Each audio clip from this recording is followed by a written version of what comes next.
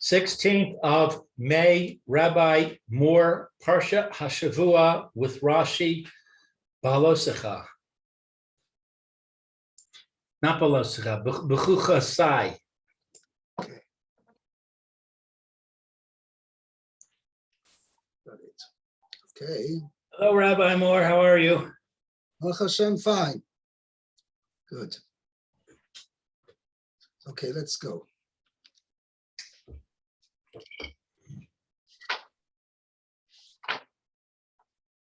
Bechukosai.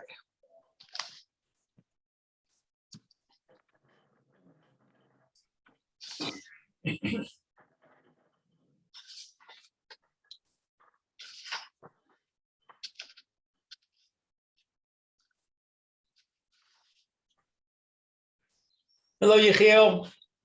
Hi, how you doing? Baruch Hashem. How about you? Did you get the Oh, you know what? I just, no, not yet. I didn't get it yet. It's almost done. I'll email you. Okay, now we're up to Pasuk Hey. Okay. Lou, would you like to read, please? Pasuk Hey. V'hi sig lachem daish es batzir uvatzir ya sig es zara Zara, va'achaltem lach mechem lasva Losova, lasava. Sova. It's like a has two dots. I mean, some editions have two dots, but it's besides the dot of the sin, there should be another dot to tell you that it's a cholam. I see. O sound. Lasova v'shavtem la vetach ba'ar tzechem.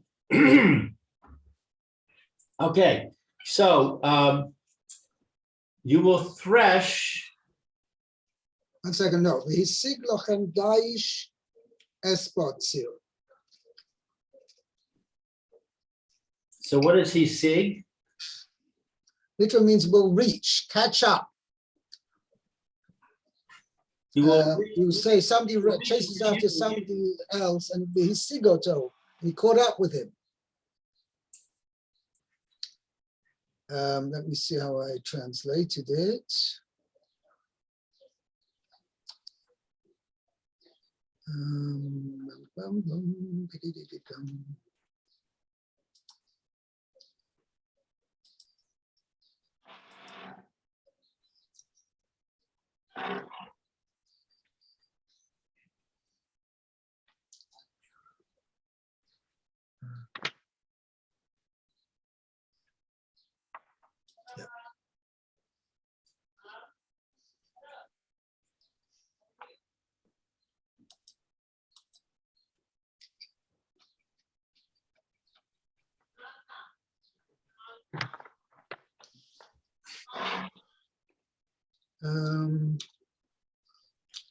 The threshing season will extend for you until the grape harvest.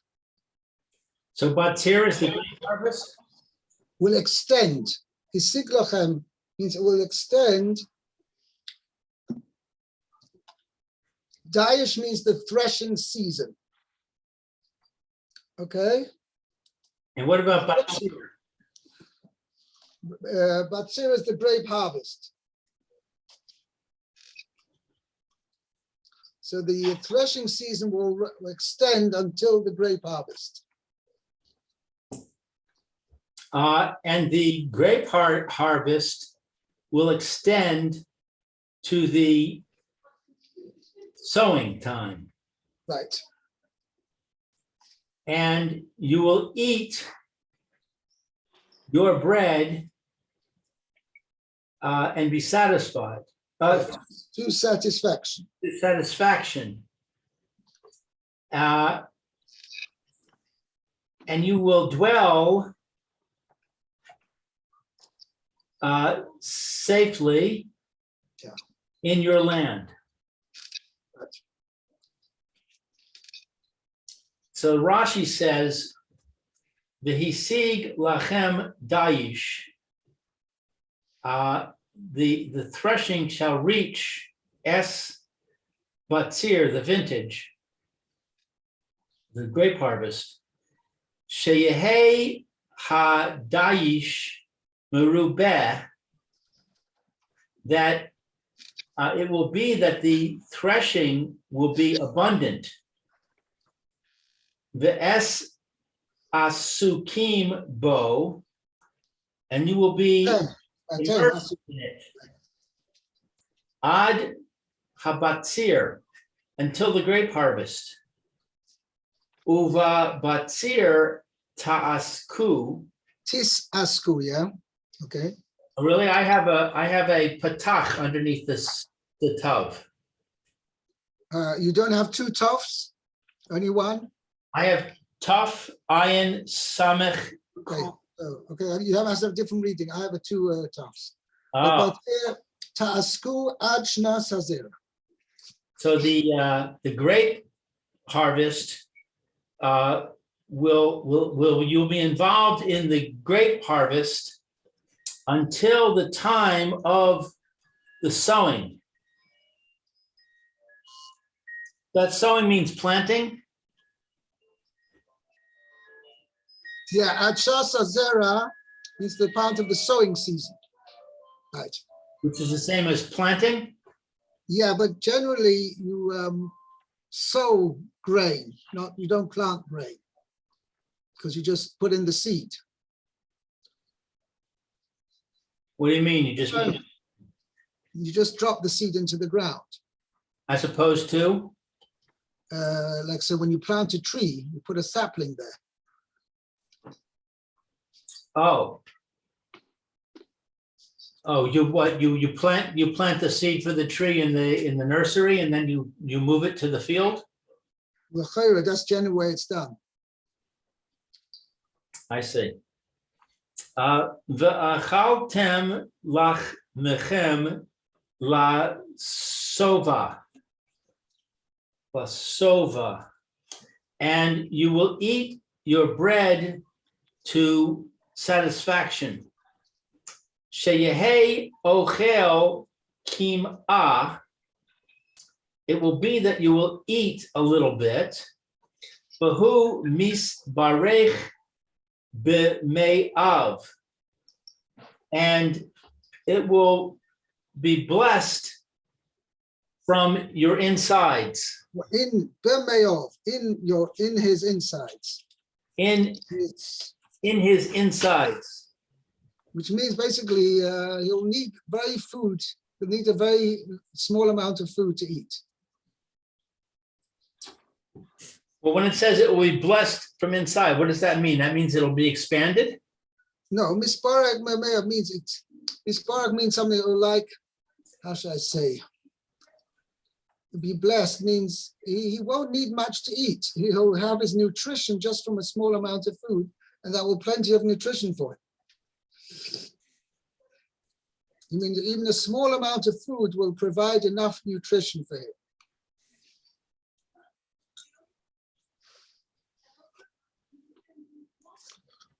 Okay?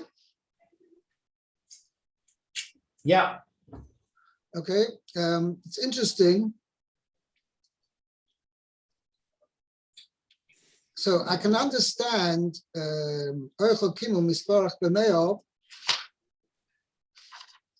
that's a bracha, because the as little you have to spend time on agriculture, the better.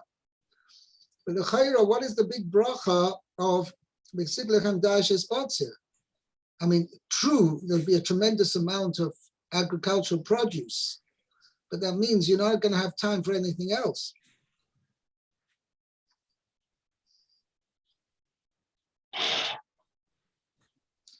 I don't know, but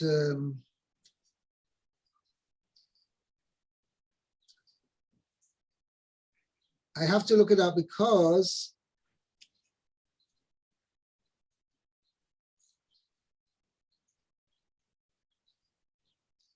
I don't know. I have to give it a bit of thought. Yeah, it says you'll be osek. Right. It says osek twice. Yeah, because one is to be Isaac in the grain till the grape harvest, and we be Isaac in the grape harvest till they reach the sowing season. So you want to learn Torah. Right, exactly. When you're going to have time to learn. Okay, we'll have to think about that. Yeah, let's do the next pasuk. Meir, welcome in. Thank you very much. Yeah, it took a while. Okay. I mean, for me, not for it to get in. So we're on pasuk Vav now. Right. Okay, so it says, "V'natati shalom ba'aretz ushechavtem ve'ein macharid v'hishbati chaya ra'ah min haaretz v'cherev lo ta'avor be'artzechem." Okay, so I'll give you peace in the land. Okay. Ushchavtem, you will literally lie, ve'ein macharid, and nothing will frighten you. Oh, okay. Means you'll be able to go to bed in peace. Uh-huh.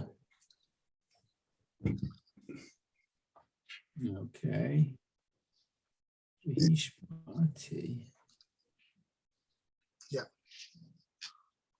V'hishbati chaya ra min haaretz. I will eliminate wild beasts from the land.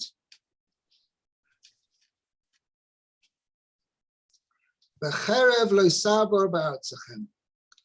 And no sword will pass through your land. Wow.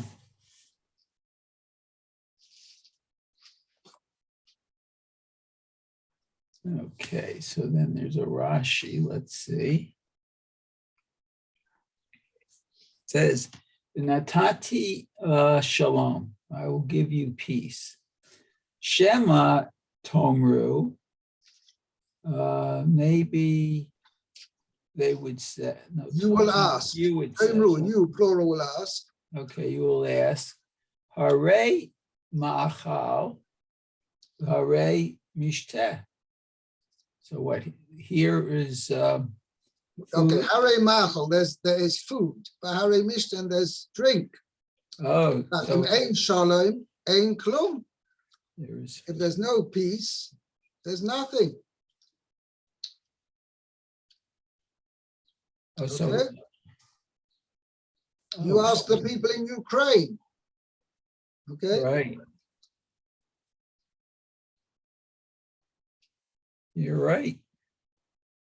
If there's no peace, what's all the food and drink worth? Therefore, Talmud Lema, Shalom Ba'aretz, there will be peace in the land. So you will be able to enjoy and benefit from the abundance of food and drink. Uh-huh. Okay, you'll be kind. So we from here, Shashalom Shakul Kineged Hachol. So that peace, Shakul is equal to? Yeah. Equal to everything. Right. Wow. Yeah, that's true. So sort of like when one has peace of mind versus one is disturbed about something. Right. Same Means thing. peace of mind is worth more than piece of bread. Ah, yes. Okay. Good Excuse the saying. pun. What? I said it's a good saying. I like that. Okay, just to finish this one, Rashi, v'chein hu omer, and so it says, says shalom, v'rei et hakol, and he makes peace out of everything. and he creates everything. Oh, creates everything, right? We actually say this in the morning before Kriya Shema, after Baruch Hu. So Yotze Or V'Choshech, Ose Shalom B'Bereis HaKol, which is actually a paraphrase from this pasuk. It's a pasuk in Sefer Yeshaya. And Rashi is proving from there that when HaKadosh Baruch Hu, once HaKadosh Baruch Hu has made Shalom, that is like, that's everything. B'Bereis HaKol. HaKadosh Baruch Hu has created everything. Even though there's everything in creation, but if not everything is at peace and harmony with each other, then the how should we say, the basis is missing. Therefore it says, Oisa Shalom, HaKadosh Baruch Hu has made peace and harmony, then Uveres HaKol, thereby HaKadosh Baruch Hu has created everything. Okay, the Cherev. Okay, let's see. The cherev lo ta'avor be'artzechem, and the sword shall not pass through their land, your land. Ein tzarich omar, didn't have to say, well, shelo yavou lemilchama. And that goes without saying that they're not going to come to actually war, because it says when Asati Shalom Ba'aretz, peace in the land. So what's the pasuk adding by telling us v'cherev lo savo ba'artzechem? Okay, so Ella filu la'avor derech artzechem medina lemedina. Meaning if Egypt wants to attack Syria, okay, they won't even ask to pass through your land to do so. Why is that a good thing? Oh, so this is an interesting point. What's the big deal?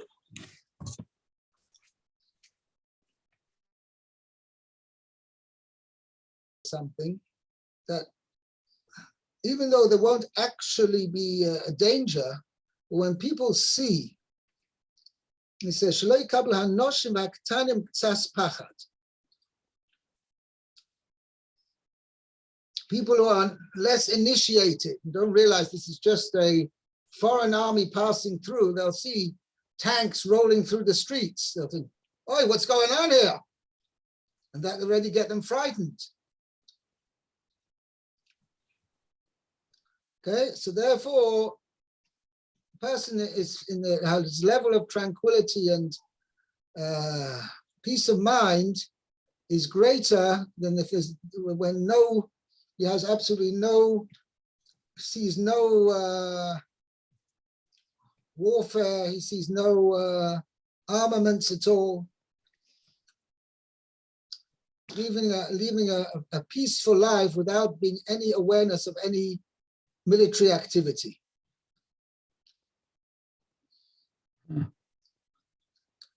You're right, it's not, so what, the guy tells him, don't worry, they're just passing through.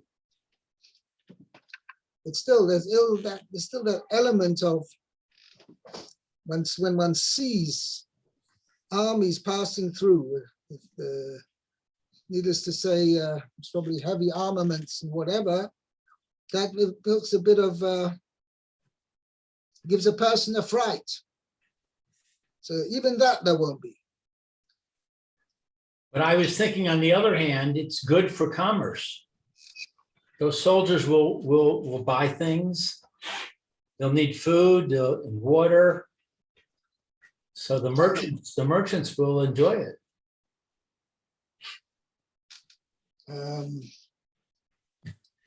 That's if they buy it, though. It's Maybe good they for might just tourism. make it. Good for tourism.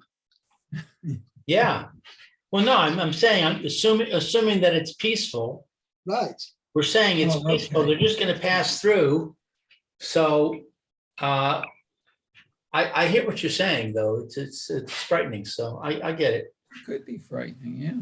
I think the pshat is that even to that degree, that Kosh Baruch Hu is like, will completely detach you from any military conflict that's going on even around you. Will be completely free of any worries whatsoever, of any even how should I say it?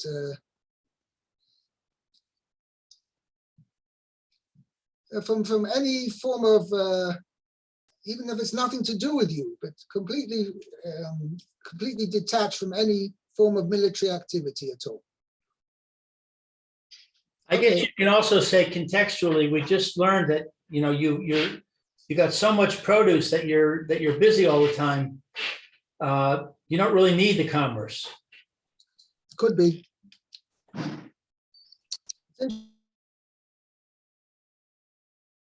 But this country exports a very high percentage of what it produces, of its agricultural produce. For local use, yeah, it's a minimum amount. I don't know what percentage it is, but I believe it's well over 50% is for export. Wow. Which is actually for very high for an average country. Okay. But I want to mention something else. Yeah, actually the Chazal say in Sefer Melachim, it mentions that Yoshio HaMelech, Josiah, he was a good king. However, he made a mistake in this aspect, and the king of Egypt asked him that he wanted to travel through the land to attack the Assyrians. And Yoshio said, no way, even though the Novi had told him, HaKadosh Baruch Hu allows this, allow them to go through. How it was that Yoshio would blatantly go against the Novi, that's a question in itself. Because he was one of the few righteous kings that there were in the even among the Malcha Yehuda, the kingdom of Yehuda, which were on the whole kings. The kings there were of higher spiritual caliber than the kings of Malchus Yisrael, but nevertheless, there was still idolatry was still rampant even in Malchus Yehuda. But Yoshio HaMelech tried to wipe out all Avodah Zarah. Chazal said he wasn't successful in that, but nevertheless, Chazal say that he made this mistake of not allowing the king of Egypt to go through, because obviously the level of Klal Yisrael was not on that level to merit this blessing of not even having foreign armies passing through. Okay, and Yoshio HaMelech thought that they were on that level, and therefore that's why he made that mistake. Okay. What was the result of that mistake? He got killed. He went out to the battle. He fought a battle with the king of Egypt. He didn't say, no, you're not passing through. And he got killed. I see. Okay. Pasuk Zayin, Lu. Redaftem es avo oivechem v'naflu nifnechem lecharev. And you will run after your enemies, and they will fall before you by the sword. Right. So Rashi says, Lifnechem lecharev. They will fall before you by the sword. By the sword. Ish becherev re'ehu. A man by the sword of his friend. Which means what Rashi is pointing out is not that you're going to have to kill them, because what's the big deal? Point is they're going to fall before you because there'll be in such confusion that each man is going to kill his fellow soldier. It means Oh, They're not going to be able to, going to be in such panic and confusion. So that they're going to turn around and run away, and each one won't know who's the enemy and who's the friend and who's the foe. That they're going to kill each other out of total panic and confusion. And this, they'll just fall before you. You won't have to do anything. I'm a little confused, though. We just said that that there's not going to be any sword passing through your land, even peacefully. So where are these enemies coming from? You're right. I asked that question. Let me check up that.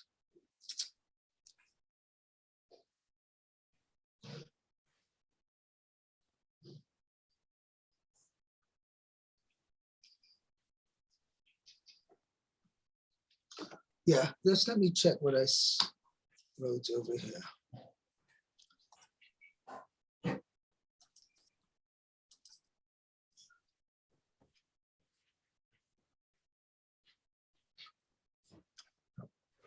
Second.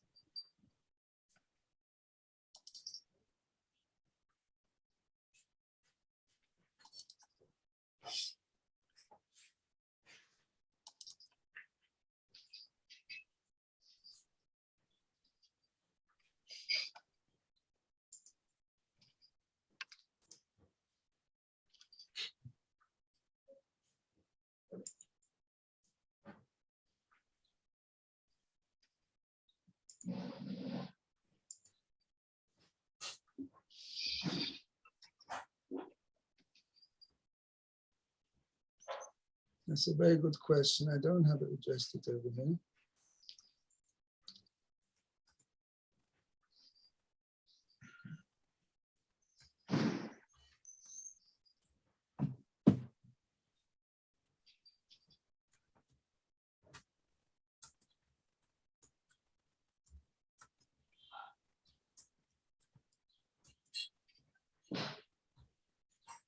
No, I don't know. I'll have to check that out. It's a very good question. I seem to remember question being asked, but I don't have a note on that.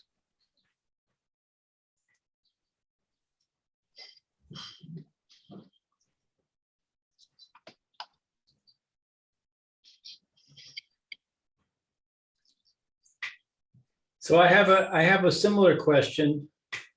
If you look at the end of Pasuk 8, it says by the sword, and Rashi says not in an ordinary way.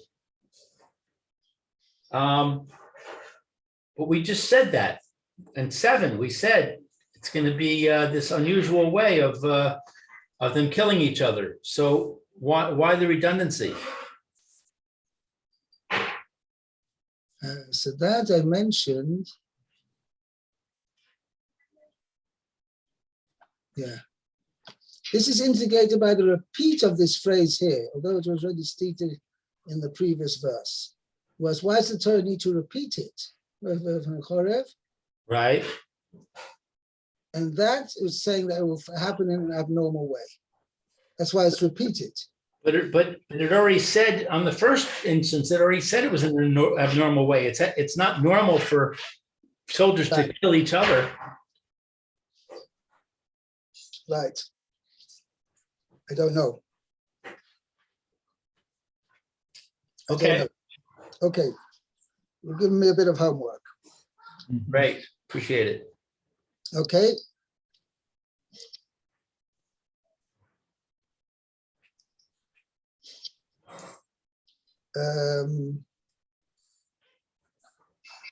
Okay. Meir, Pasuk Ches. Okay, it says v'radafu michem chamisha me'ah u'mea michem rivava yirdofu v'naflu oivechem lifnei lecharev. Lechem, Lifnechem lecharev. Okay.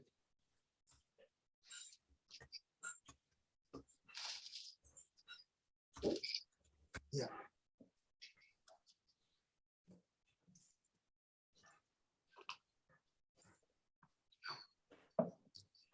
Okay, let's see the Rashi here.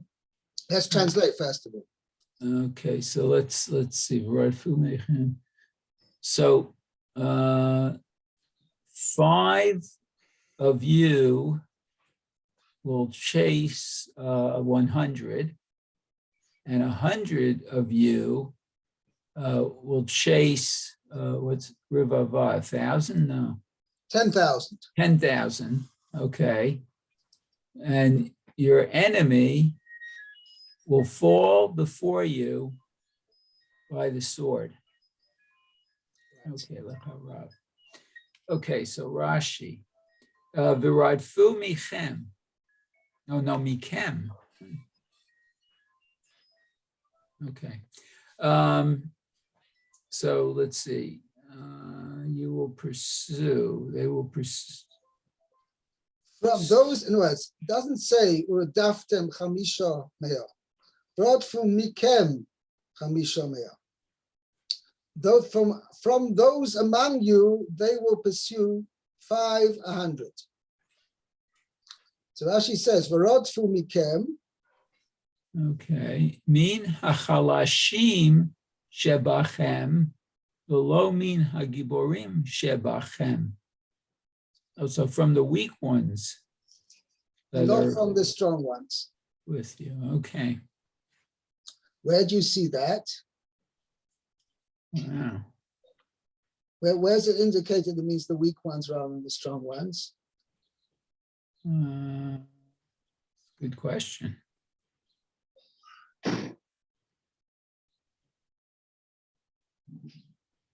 Not sure.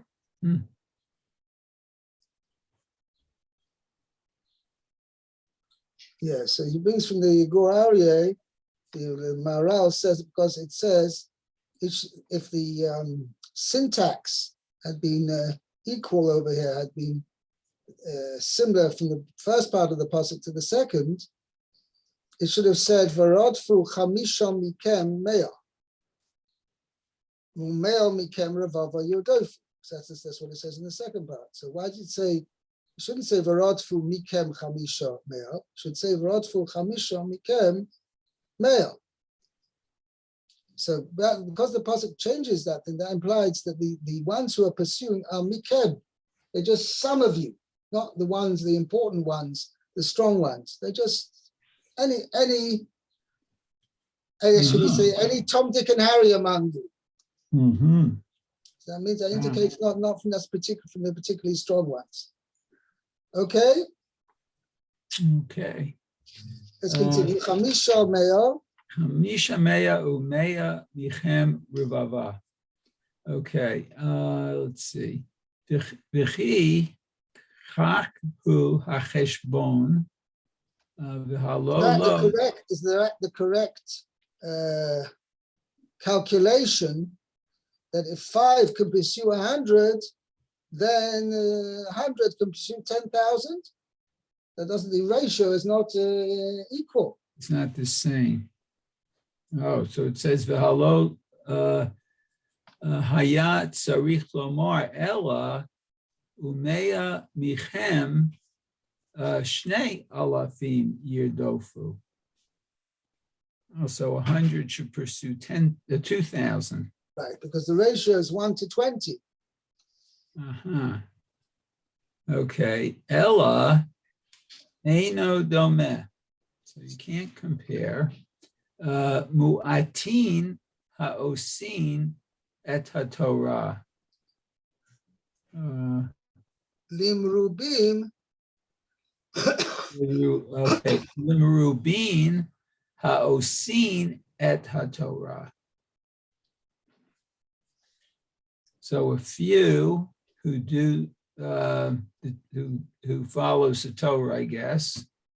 Right, you can't compare the strength of a few who are keeping the Torah Okay, to the strength of many who keep the Torah.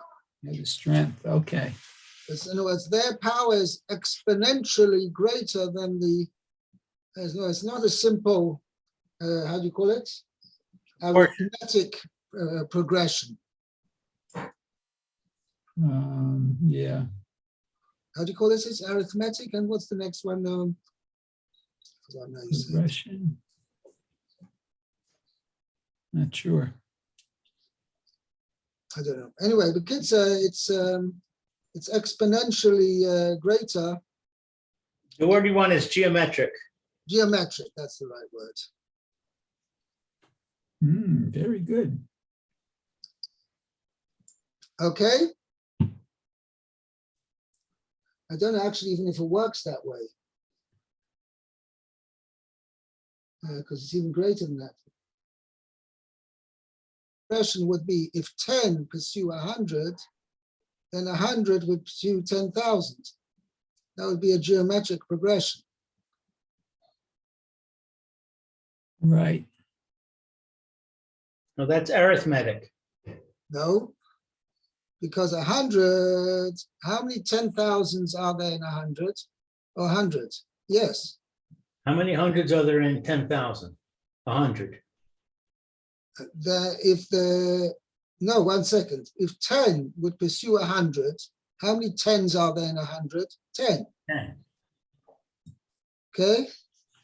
Right. Then the next step should be, as Rashi said, that 100 would produce 2,000. No, that's Okay, if that would be by arithmetic progression. that would be if there was 5. Right. I'm saying a geometric progression would be if 10 would beat 1,000, sorry, 10 would beat 100, then geometrically 100 would beat 10,000. So it's not quite actually a geometric progression. But anyway, okay.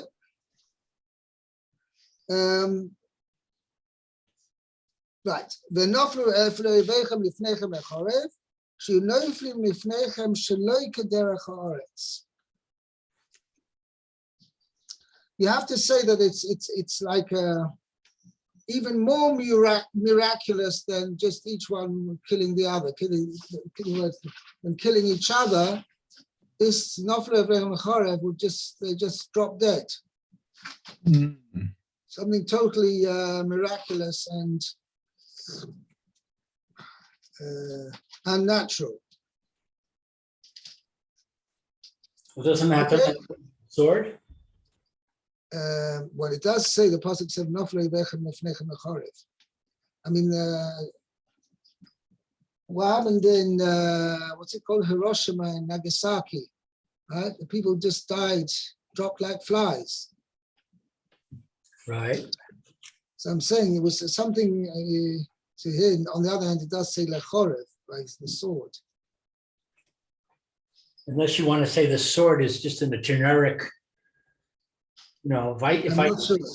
say I live by the sword, Right. I could be referring to a gun, and it's just a generic phrase for a weapon. It does say actually when Avram Avinu fought the 4 kings, okay, he says they just threw sand and it became arrows. Right. So maybe it's something on similar lines. I don't know. Okay, I think we'll stop here. We got up to Pasuk Tes. Okay? Very good, Yeshika. Fine. Have a great day. Culture, be well. Okay, be well.